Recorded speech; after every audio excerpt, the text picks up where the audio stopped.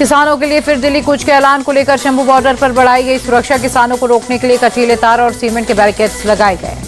कल फिर शंभू बॉर्डर से दिल्ली की ओर बढ़ेंगे किसान। सरवन सिंह पेंडेर बोले, सरकार की ओर से ना कोई संदेश आया, ना कोई बातचीत के लिए आया। कल 12 बजे आगे बढ़ेगा 101 किसानों का जत्था।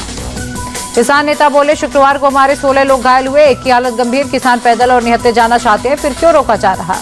विधानसभा चुनाव के बाद महाराष्ट्र में महाविकास अघाड़ी में फूट। गठबंधन से बाहर हुई समाजवादी पार्टी।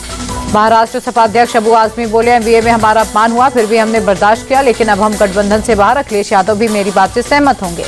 अबू आजमी का उद्धव पर हमला, बोले चुनाव हारते हिंदुत्व का एजेंडा लेकर चल पड़े। कांग्रेस वाले हमें जानते पहचानते तक नहीं, वो हमें मनाने के लिए हमसे क्या बात करेंगे।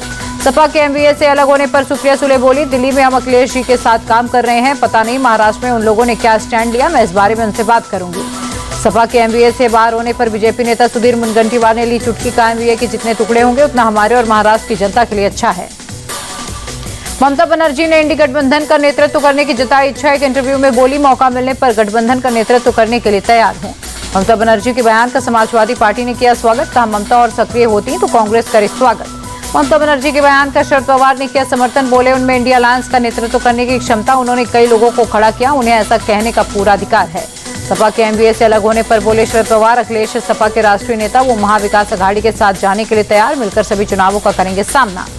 ममता बनर्जी के बयान को लेकर शहजाद पूनावाला का राहुल गांधी पर तंज। बोले, उनके खुद के साथी उनके खिलाफ अविश्वास प्रस्ताव पारित कर रहे हैं। ममता बनर्जी के बयान पर बोली बीजेपी प्रवक्ता प्रदीप भंडारी, इंडी गठबंधन का कोई भी नेता राहुल गांधी के नेतृत्व पर विश्वास नहीं रखता। इनके गठबंधन के लोग राहुल को बालक बुद्धि कहते हैं। शरद गुट की नेता सुप्रिया सुले बोली, ममता बनर्जी इंडिया अलायंस के अहम साझेदार, अगर वो और ज्यादा जिम्मेदारी लेना चाहती हैं तो हमें खुशी होगी। महाराष्ट्र विधानसभा के स्पीकर का नाम आता है। सोर्सेस के मुताबिक राहुल नार्वेकर लगातार दूसरी बार बनेंगे स्पीकर। कल करेंगे अपना नॉमिनेशन। स्पीकर पद के लिए अपना नाम आने पर बोले राहुल नार्वेकर, हमारी पार्टी के सीनियर नेता इस पर फैसला लेंगे, जो भी फैसला होगा वो सभी विधायकों को मंजूर होगा।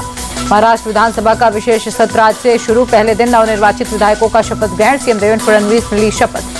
डिप्टी सीएम शिंदे और अजित पवार ने भी ली शपथ। प्रोटेम स्पीकर कालिदास कोलंबकर ने विधायकों को दिलाई शपथ। विधायकों के शपथ ग्रहण का महाविकास अघाड़ी ने किया बहिष्कार। आदित्य ठाकरे बोले, शपथ ग्रहण में उत्साह नहीं, पता नहीं ये जनादेश जनता का है या फिर चुनाव आयोग का। विधानसभा से वॉकआउट को लेकर बोले आदित्य ठाकरे, लोकतंत्र की हत्या हो रही, जो नतीजे आए हैं वो जनता के हैं या चुनाव आयोग के। विपक्ष के बहिष्कार पर बोले डिप्टी सीएम अजित पवार, सदन से वॉकआउट करने से कुछ नहीं होने वाला, उन्हें कुछ करना है तो चुनाव आयोग के सामने जाएं। विधानसभा से विपक्ष के वॉकआउट पर बोल के सुधीर मुनगंटीवार बोले, ईवीएम से शिकायत है तो पहले सभी विपक्षी विधायक इस्तीफा दे, फिर करेंगे बात। आदित्य ठाकरे ने विधानसभा में मुख्यमंत्री देवेंद्र फडणवीस से मुलाकात की। सीएम बनने पर दी बधाई। मुंबई में शिवसेना यूपीटी गुट के विधायकों ने विधानसभा परिसर में लगी शिवाजी की मूर्ति पर पुष्पांजलि अर्पित की। आदित्य ठाकरे भी थे साथ। संभल मुद्दे पर मायावती ने कांग्रेस और सपा को घेरा। बोली, संभल हिंसा के बहाने मुस्लिम मतदाताओं को खुश करने की कोशिश में सपा और कांग्रेस, ये लोग मुसलमानों को आपस में लड़वा रहे। राज्यसभा उपचुनाव के लिए तृणमूल ने रीता व्रत बनर्जी को उम्मीदवार बनाया। जवाहर सरकार के इस्तीफे के बाद खाली हुई थी सीट।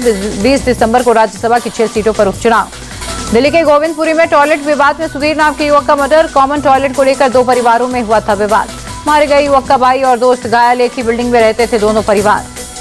दिल्ली में बढ़ते अपराध पर बोले अरविंद केजरीवाल, दिल्ली की कानून व्यवस्था पूरी तरह खराब, लॉ एंड ऑर्डर केंद्र सरकार की जिम्मेदारी कहां है, गृह मंत्री अमित शाह।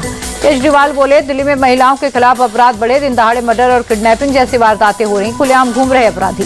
केजरीवाल बोले, दिल्ली में सब दहशत में है, पुलिस कार्रवाई नहीं करती, केंद्र अपनी जिम्मेदारी नहीं निभाती। अमित शाह चुनावों में बिजी हैं। आप सरकार बदलने को लेकर बीजेपी दफ्तर के बाहर लगे पोस्टर, लिखा नहीं सहेंगे, बदल के रहेंगे। दिल्ली बीजेपी अध्यक्ष वीरेंद्र सचदेवा बोले, दिल्ली की जनता टूटी सड़कें, गंदे पानी, भ्रष्टाचार से परेशान है। दिल्ली की जनता अब विकास चाहती है।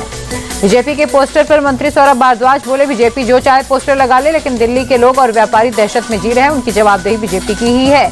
कोलकाता में शुभेंदु अधिकारी ने हिंदू संतों के साथ बांग्लादेश मुद्दे के खिलाफ निकाली रैली। हिंदुओं पर अत्याचार बंद करने की मांग की।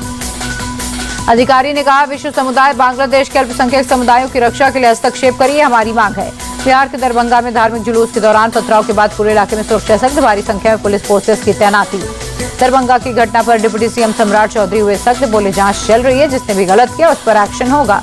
यूपी के संभल के बाद अब मुजफ्फरनगर में रेलवे स्टेशन के सामने बनी एक मस्जिद विवादों के घेरे में। शत्रु संपत्ति पर बनी मस्जिद को वक्फ की संपत्ति बताया गया था। मुख्यमंत्री सामूहिक विवाह योजना के तहत वाराणसी में 401 जोड़ों का विवाह समारोह में सीएम योगी भी हुए शामिल। वित्त मंत्री निर्मला सीतारमण से मिले आरबीआई गवर्नर शक्तिकांत दास। 10 दिसंबर को खत्म हो रही है आरबीआई गवर्नर का कार्यकाल।